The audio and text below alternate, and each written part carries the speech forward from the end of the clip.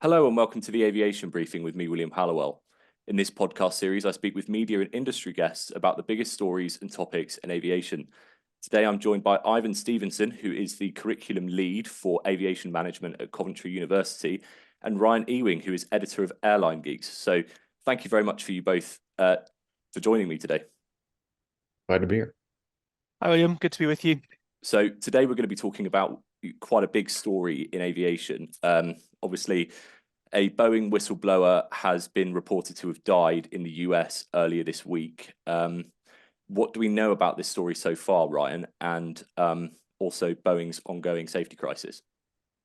Yeah. So far, all we really know is that John Barnett was found dead in his car in Charleston, South Carolina. This was just days following him sort of testifying, or I guess he was in a deposition in an ongoing lawsuit, whistleblower lawsuit with the manufacturer. But this kind of follows a string of bad headlines with Boeing.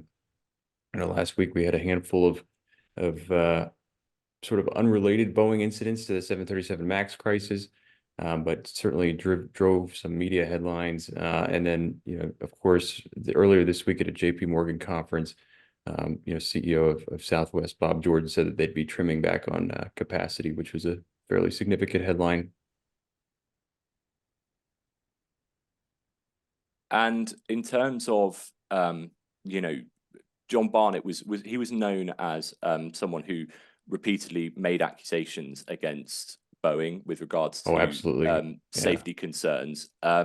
What exactly has he accused Boeing of? Because as far as I'm aware, there have been a number of incidents that he tried to raise with superiors, which were dismissed. Obviously, Boeing have denied the claims that the whistleblower has made. But in terms of what areas he has raised concerns with, I mean, what do we know about that? Well, I think the biggest one, he was at the Charleston manufacturing facility, or North Charleston manufacturing facility. And, I think he raised concerns about oxygen systems on the 787. He didn't specifically touch 737 MAX, and, certainly was a very prominent public-facing whistleblower. He was in the Netflix documentary that came out a few years ago, and he's been quoted in numerous news stories. So a very public-facing figure since he departed Boeing. Ivan, you're an aviation academic, and I know you kind of look at corporate responsibility and governance quite a lot. How would you assess, the kind of situation Boeing are in at the moment, notwithstanding obviously the passing of John Barnett?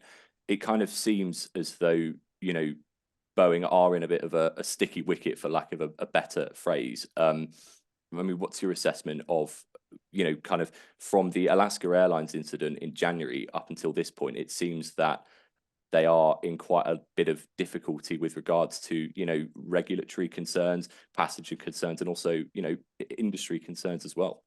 Yeah. I mean, I think, William, I'd say that their issues go back beyond the Alaska Airlines incident that with the 737 MAX. I mean, this has been going on for a number of years, which I think is what makes it even all the more concerning. And I think you've discussed the issues around Boeing, previously, in this forum.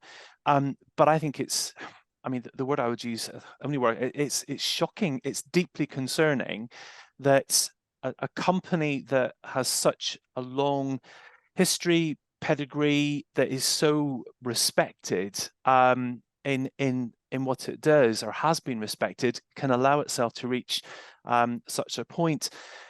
I mean, ultimately, this does come down to issues of corporate governance and oversight, and it's really, I mean, I can't begin to, and I don't know anyone who's able to begin to really understand how or why this has happened at Boeing.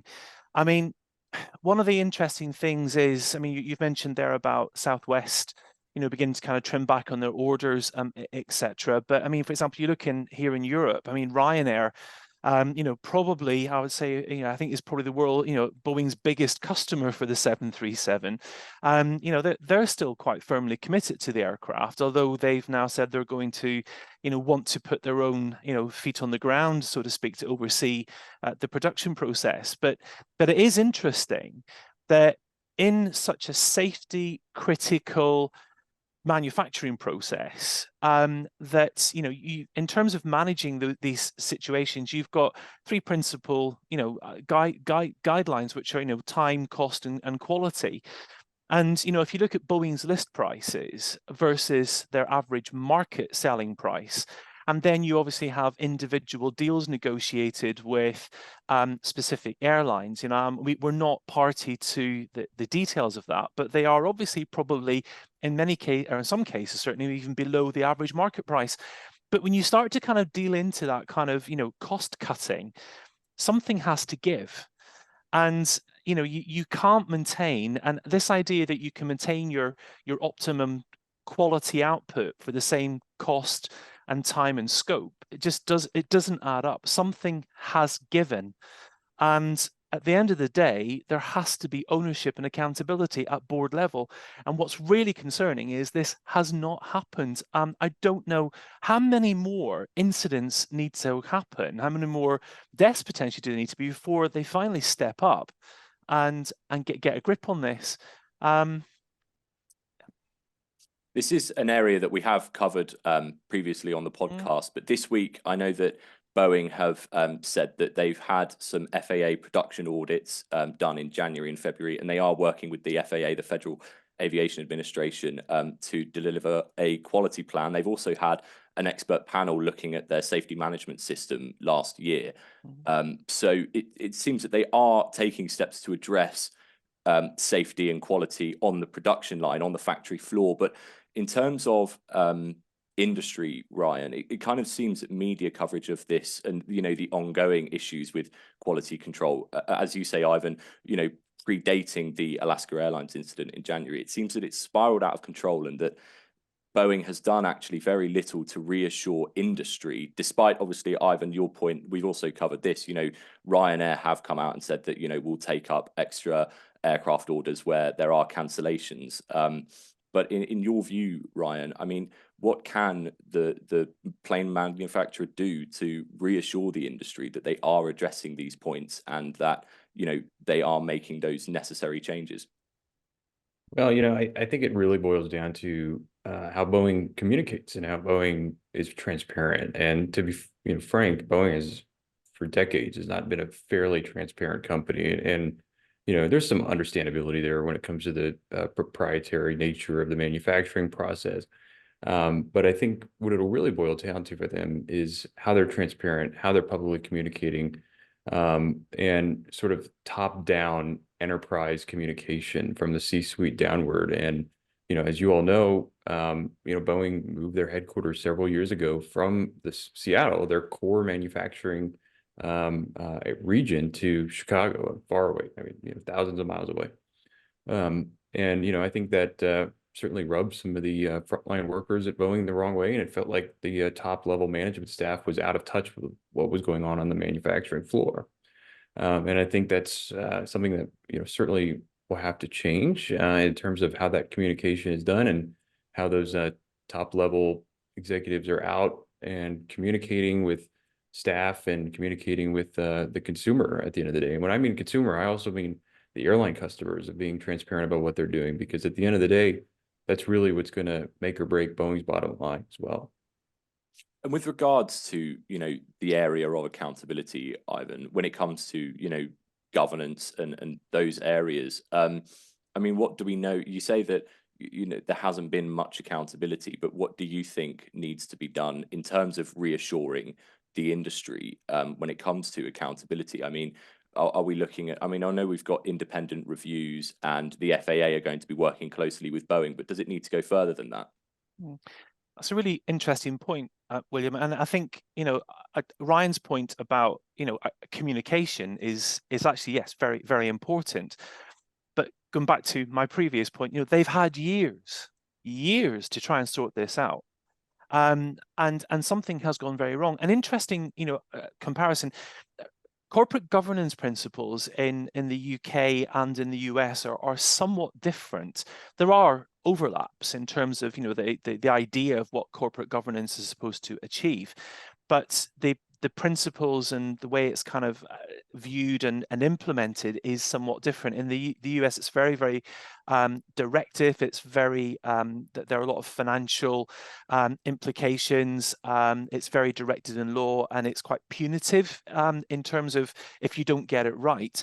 And so there's an awful lot of protection, shall we say, that it should, the idea that there's a punitive outcome if you get it wrong should promote accountability.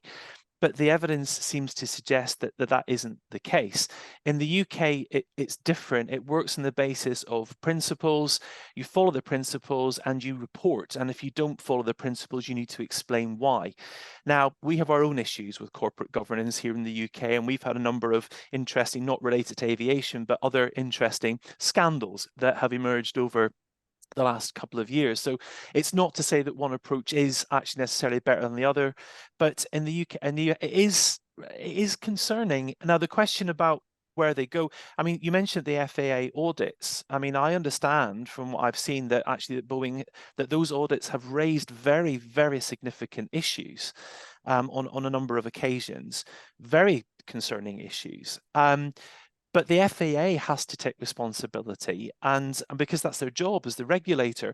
And I know that questions have been asked in the past about how the FAA has been overseeing Boeing, and that there seems to be this disconnect in terms of, you know, that FAA have given them, shall we say, a little bit too much leeway, or they've not stepped up enough. But ultimately, the FAA goes back to government. Now, I'm not an expert on US politics. I would never pretend to be. I observe it and kind of have an interest in like everyone else. But again, that the oversight stops at government at some point. So I don't know how that relationship works ultimately between the FAA and government. But I mean but it's, again, how much needs to happen before they really do step up and take this seriously. Yeah. Well, I will just say this review in 2023 regarding the safety management system, Boeing say that it was found that their system does reflect global standards with regard to the FAA audits. I would imagine that those will be ongoing and that future audits will take place. But Ryan, in terms of, you mentioned Southwest Airlines, and obviously also this week we've had the news that they have cut the forecast for their aircraft deliveries from Boeing, and also therefore they've cut their capacity projections for the rest of this year.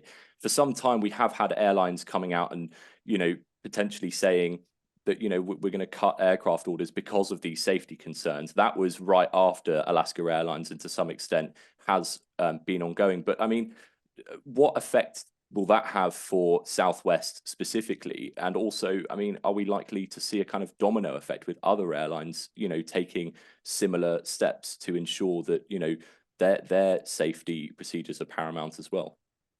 Yeah, oh, for sure. You know, I think what you saw with Southwest earlier this week certainly, you know, wasn't too big of a surprise considering they bet significantly on the 737 MAX 7, which has not been certified yet, to replace some of their aging 737-700 series aircraft.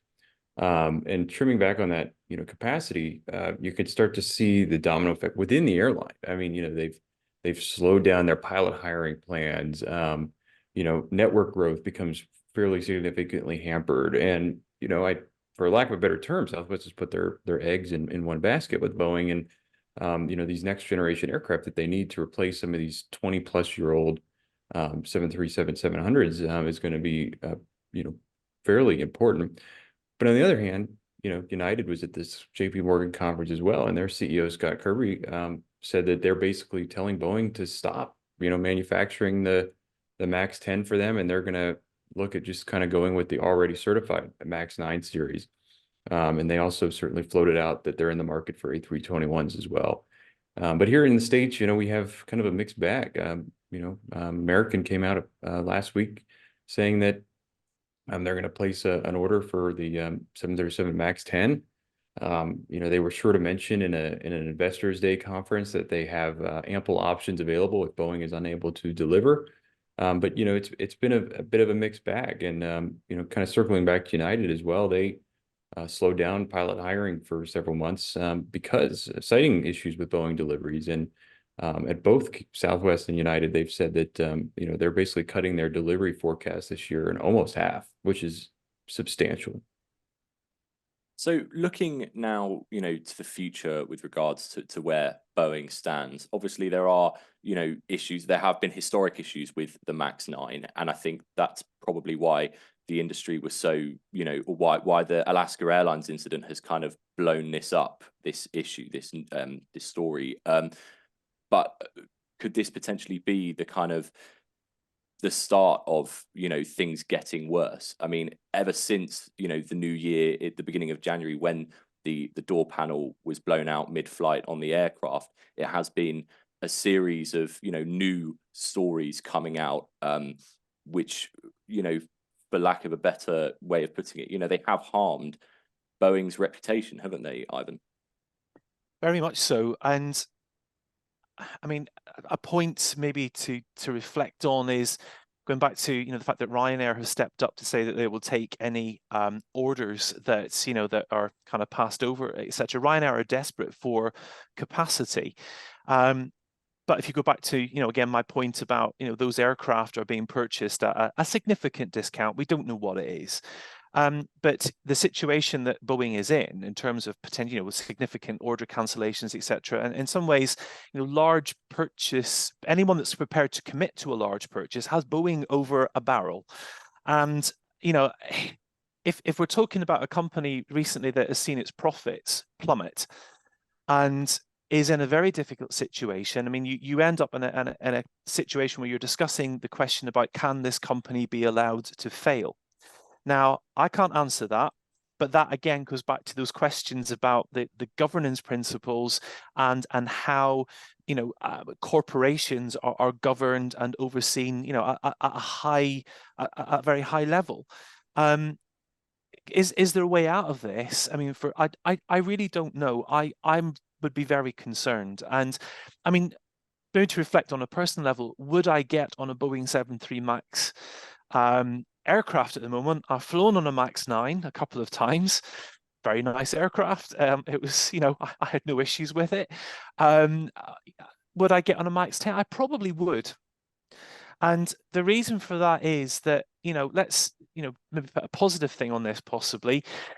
That aircraft that the door panel came off, it landed safely. No one was injured. And you know, the other incidents more recently have been, you know, yeah, if you put it in that sort of context of, you know, yes, things happen, and very possibly, you know, in a situation where, you know, the safety margins that we're talking about, flying is still safe. It's the safest thing to do. And even in the US, it is very, very safe. I think when you look at the data, though, I mean, Boeing's safety record now has been sort of, you know, tainted by the recent issues, but it's still ostensibly safe. And you know, there's a whole range of factors here that really need to be kind of worked. It's complicated, but at the end of the day, there has to be responsibility and accountability. That doesn't seem to be happening, but maybe now that the FAA are stepping up, maybe now the oversight will get in place and maybe it will get sorted. But the financial implications of what's happened, I think, are very, very significant. Can they turn it around? I really don't know. Well, look, gentlemen, thank you very much for joining me. I'm sure we'll all be following the developments, you know, as more kind of information comes to light, as the FAA does continue to work with Boeing. But it's been great to have you on this episode. Of course, thank you. Thanks, William. Thank you very much for listening. This has been the Aviation Briefing with William Hallowell.